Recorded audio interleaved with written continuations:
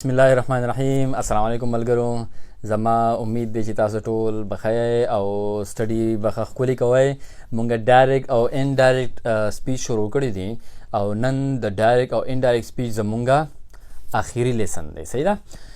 په تیر لیسن کې مونږ ایکسرسایز کړی وو د پارت 1 نه واخله او تر د پارت 5 پورې چې مونږ سبق ویلی وو نو د هغې مونږ ایکسرسایز په تیر لیسن کې کړی وو. نننی لیسن زمونږه دی د پارت نمبر 6. په پارت نمبر 6 کې چې مونږ کم لیسن کړی وو د کوېسچنز باره کې چې په ډایرکټ سپیچ کې او په انډایرکټ سپیچ کې به کوېسچن مونږ څنګه کوو. نننی لیسن صرف او صرف د هغې د هغه لیسن په باره کې به مونږ ایکسرسایز کوو. خو ایکسرسایز ځکه ضروري دی چې تاسو ته پته ولګي چې تاسو څه ویلي دي چې تاسو په هغې باندې پریکټس وشي. صحیح ده او ډیر زیات ضروری دی. صحیح ده. نو دا تیر لیسن کې مونږ ایکسرسایز کړی وو نو تاسو ته ما ویلي وو چې د ایکسرسایز چې کومه طریقه مونږ هلته کې کړې وه نو هغه طریقه به مونږ نن دلته کې هم کوو.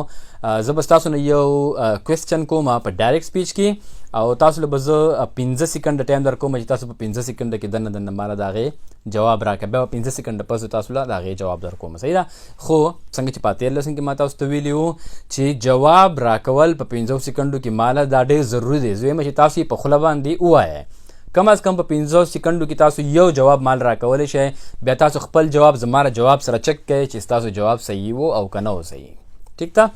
د دې لیسن نه مخکې مونږه پارت 7 مونږ الریډي کړی دي او نننی زمونږ لیسن دی د ډایرکټ او انډایرکټ سپیچ پارت نمبر 8.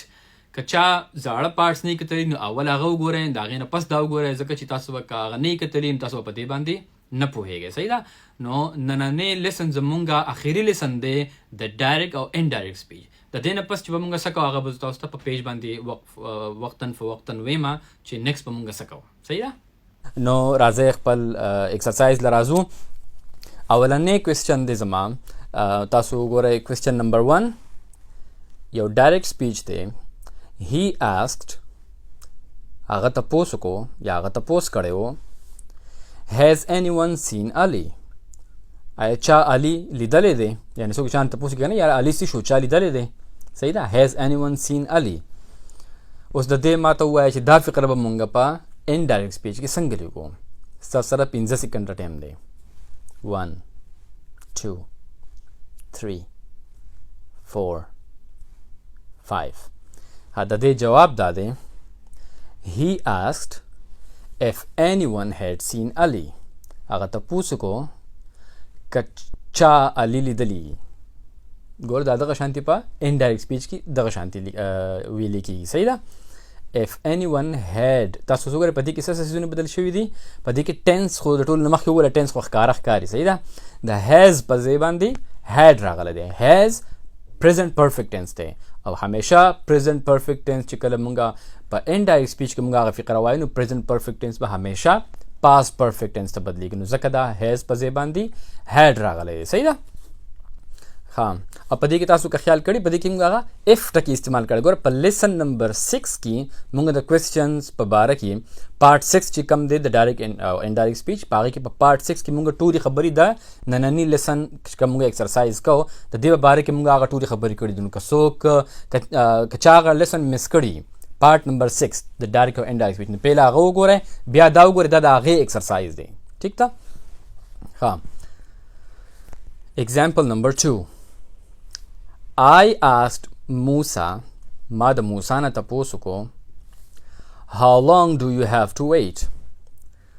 ته به تر څومره وخته پورې انتظار کې. How long do you have to wait؟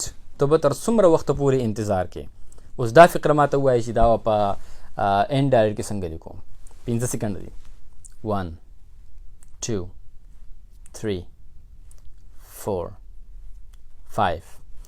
د دې جواب دا دی.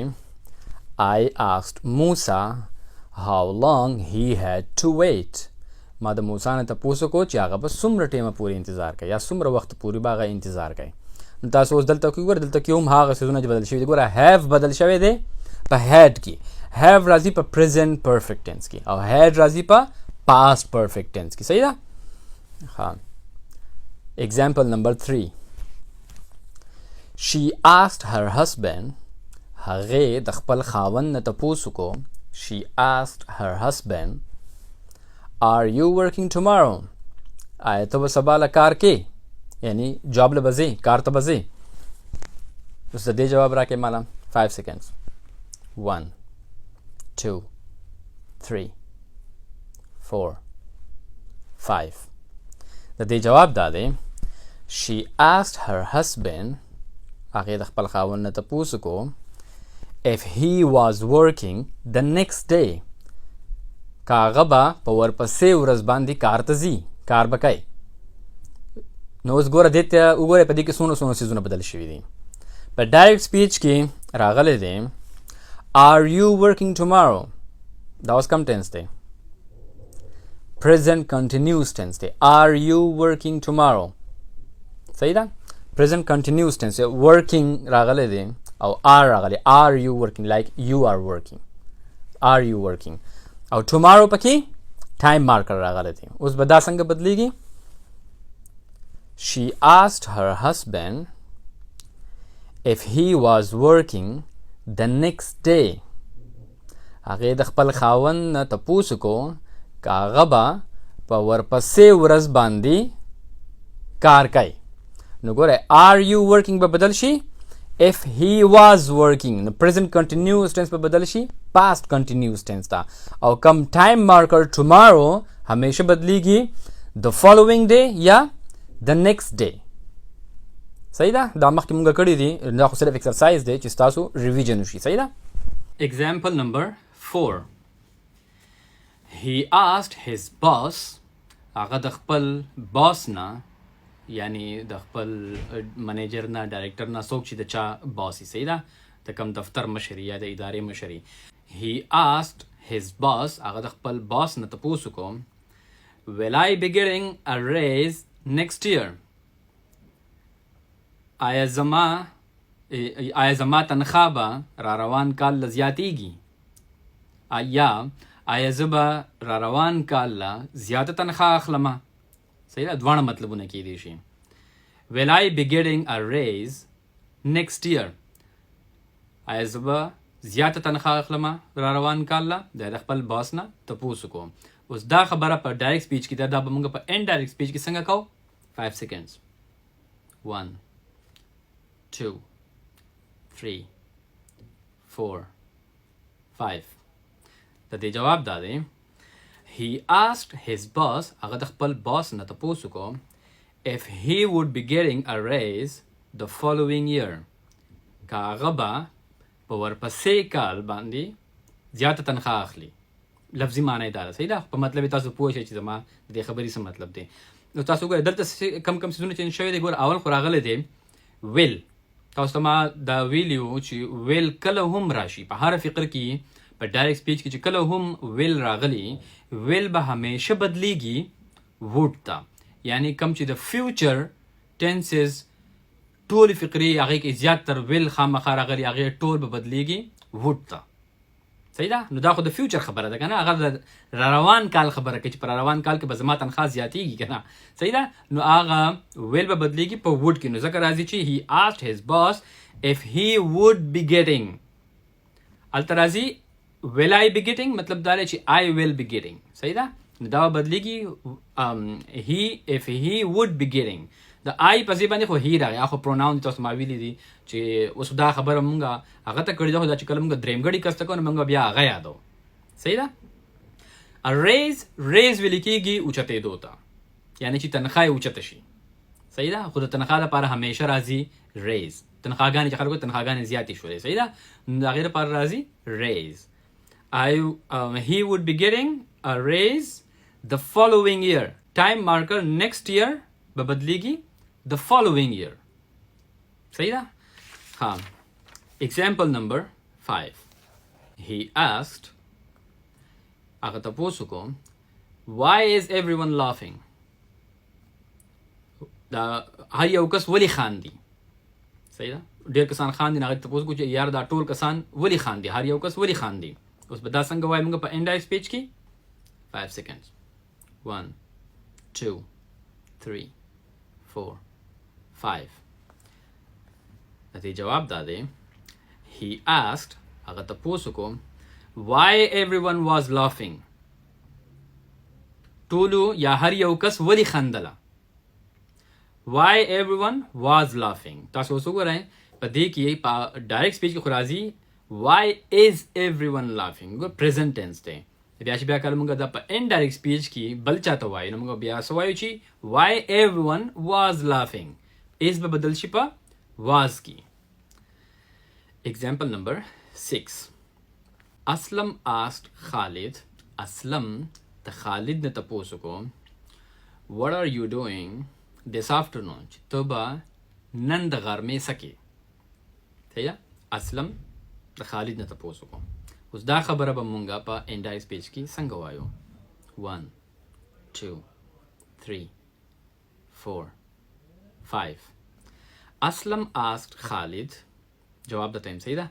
Aslam asked Khalid. Aslam the Khalid ने तपोसु को what he was doing that afternoon. चागा पहागा घर में बांधी सकवला.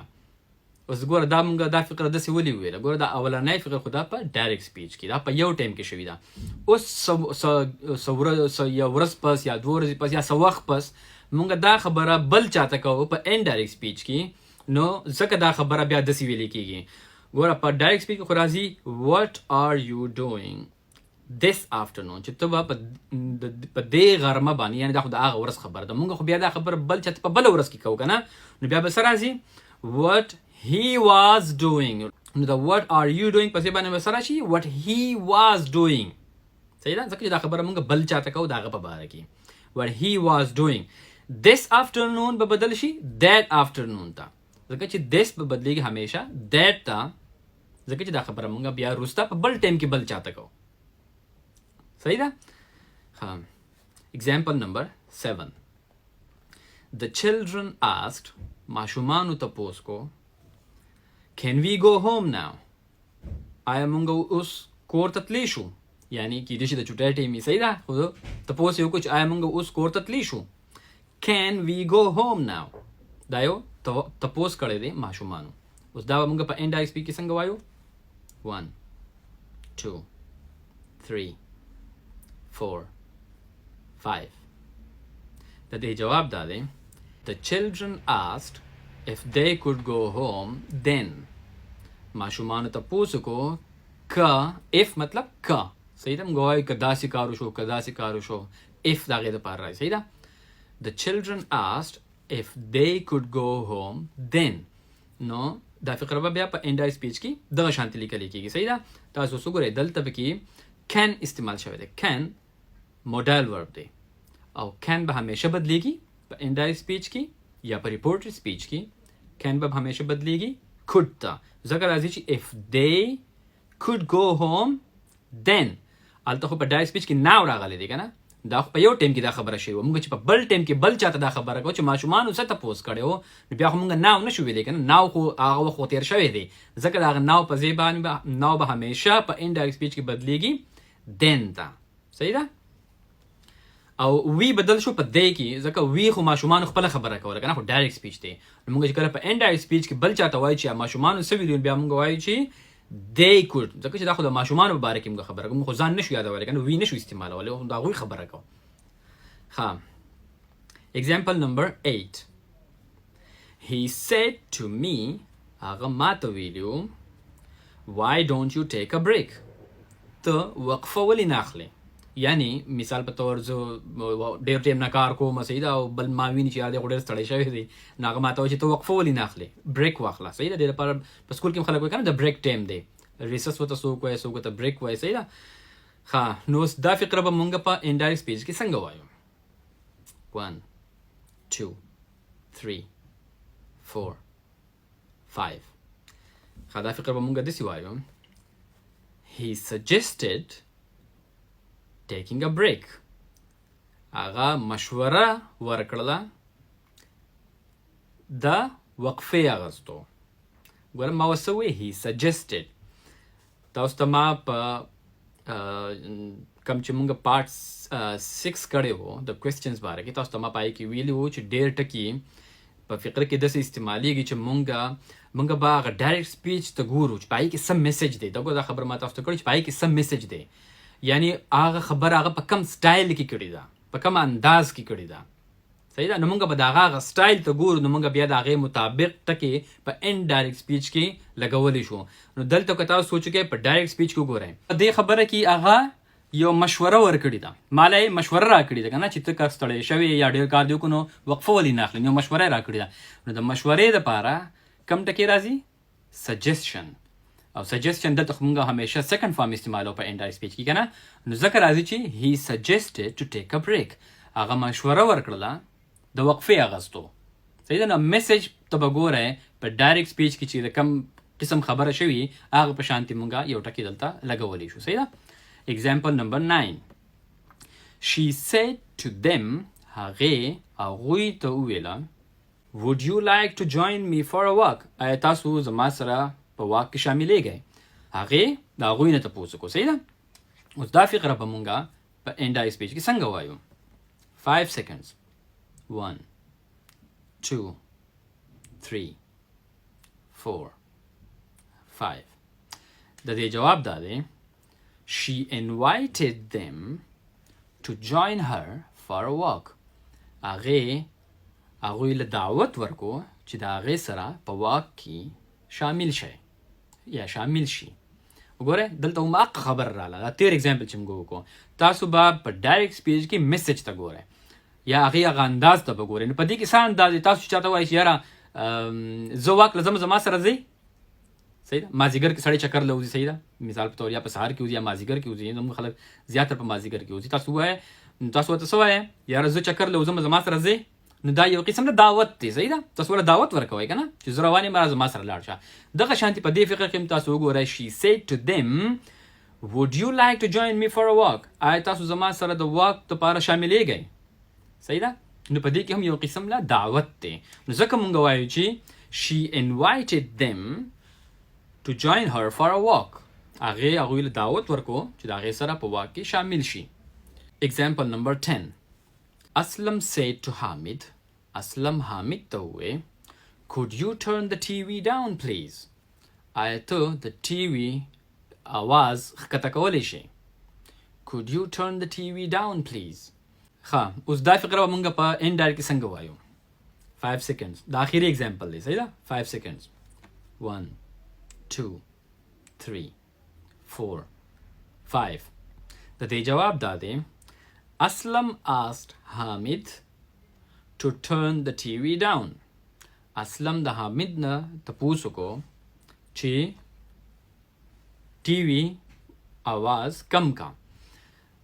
صحیح ده. نو دلته اوس راځي، تاسو وګورئ دا فقره تاسو په هغه دویم سټایل کې کله چې تاسو ته ما په دې باندې مخکې خبرې کړې دي چې کله یو سوال شوي نو موږ د هغې په ځای باندې د نورو ټکو په ځای باندې صرف ټو هم استعمالولی شو. دلته هغه ټو استعمال شوی دی ځکه چې دلته کې به تاسو یو دغه ته ګورئ. تاسو ته ما دا په تېر لیسن کې ویلي وو چې کله چا د چا نه سوال کړي د یو درخواست په انداز کې، ریکویسټ په انداز کې، یا چاته حکم کړي، نو په هغه ټایم کې په انډایرکټ سپیچ کې مونږه د ایکسپریشن یعنی مونږ چې په دې نور کې وایو که نه چې هی انوایټډ یا هی سجیسټډ، نو په داسې فقرو کې چې یا پکې درخواست شوي او یا پکې چاته حکم کړي نو مونږ صرف ټو استعمالولی شو. ځکه راځي چې Aslam asked Hamid to turn the TV down.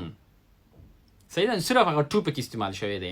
دلته کې دا یو خبره ایکسپلینیشن زه وکړم، تاسو به په دې خبره باندې په انګلیش کې تاسو په دې خبره ځان پوه کړئ چې اکثر خلکو ته وایي چې د ټي وي والیوم ښکته کا، والیوم ډاون کا، आवाज کم کا. صحیح ده. په انګلیش کې د هغې دپاره فقره راځي turn the TV down. د دې لفظي معنی خو دا ده چې ټي وي راښکته کا، ټي وي ښکته کا. صحیح ده. نو څوک خو ټي وي نه ښکته کوي بره کوي، خو مطلب یې والیوم وي. صحیح ده. आवाज مونږ په پښتو کې هم وایو که نه دا ټي وي ښکته کا، خو اصل کې موږ خو دا ټي وي आवाज یادو که نه. صحیح ده. دغه شانتې په انګلیش کې هم راځي. خو تاسو په دې ډایرکټ سپیچ کې وګورئ په دې کې په اخره کې هغه ټکي استعمال کړی دی پلیز. صحیح ده. could you turn the TV down please؟ پلیز مونږ هله استعمالو چې کله مونږ چاته درخواست کوو. نو کله چې مونږ چاته درخواست کوو نو دلته کې مونږ داسې هم ویلی شو Aslam requested Hamid. اسلم حامد ته درخواست وکړو، هغه هم ویلی شي، خو دا فقره زیاته صحیح ښکاري، بهتره دا ده چې داسې استعمال شي Aslam asked Hamid to turn the TV down. صحیح ده، ځکه چې په دې کې یو قسم لا درخواست شوی دی. خانو دا و زمونږه ډایرکټ او انډایرکټ سپیچ. ډایرکټ او انډایرکټ سپیچ مکمل کمپلیټ شو. صحیح ده، که چا نه پکې څه مس شوي تاسو زمونږ پیج ته همیشه راتلی شئ، ویډیوز پیدا کړئ، هر یو ویډیو ته خپل نمبر لیکلی شوی دی. که ډایرکټ او انډایرکټ سپیچ ټوټل پارټس نننی چې کم دی خو پارټس نمبر 8 و. صحیح ده، که چاته کم پارټس نه یې چا ویلې نو پارټ نمبر ته ګورئ یا لیسن نمبر ته ګورئ. لیسن نمبر ځان لدی، پارټ نمبر ځان لدی. صحیح ده، لیسن نمبر خو زمونږ ټوټل لیسنز چې څومره دي، که هغه ډایرکټ انډایرکټ سپیچ دی، که هغه ټینسز دی، که هغه ګرامر نور ټاپکس دي، هغه لیسن نمبر یې. پارټ نمبر هغه چې کله مونږه د یو ټاپک په باره کې خبره کوو، هغه په 2 3 4 5 ویډیوز کې نو هغې ته بیا مونږ د پارټ ځان نمبر یې ورکوو. تاسو پارټ نمبر ته ګورئ یا لیسن نمبر ته ګورئ، هغه شانتې به تاسو ته دا ویډیو زموږ په پیج باندې همیشه میلاویږي. چې کله په کم ټاپک باندې نه پوهېږئ، پیج کولاو کړئ، هغه ویډیوز ته لاړ شئ او لیسن نمبر ته لاړ شئ، تاسو ته به ټول ویډیوز میلاو شي. نو زما امید دی چې تاسو به د دې نه ډېر څه زده کړي. انشاءالله پر روان لیسن کې به مونږ د نوي ټاپک سره زه به تاسو ته د په پیج باندې مخکې نه څنګه چې زه کوم همیشه تاسو ته به مخکې نه یو نوټ پرېږدم چې مونږ به پر روان لیسن کې څه کوو. صحیح ده، نو د تلو نه مخکې درنه لایک او شیر د نه هیر نشي، او ټول زمونږ د یوټیوب چینل خامخا سبسکرایب کړئ، ځکه چې تاسو ته په یوټیوب باندې ټول ویډیوز ښکلي په اسانه باندې میلاو شي، تاسو به نه کړئ. صحیح ده، په پیج باندې خو اکثر ډېرې خبرې پکې راشي نو ویډیو لاندې باندې لاړ شي، خو په یوټیوب باندې صرف ویډیوز دي، تاسو ته به بالکل ډایرکټ ښکاري چې دا لیسن نمبر 1 دی، لیسن نمبر 2 دا شان به په اسانه باندې ښکاري. انشاءالله پر روان لیسن کې بیا میلاویږو. ټول د خپل ځان ډېر خیال ساتئ. د الله په امان.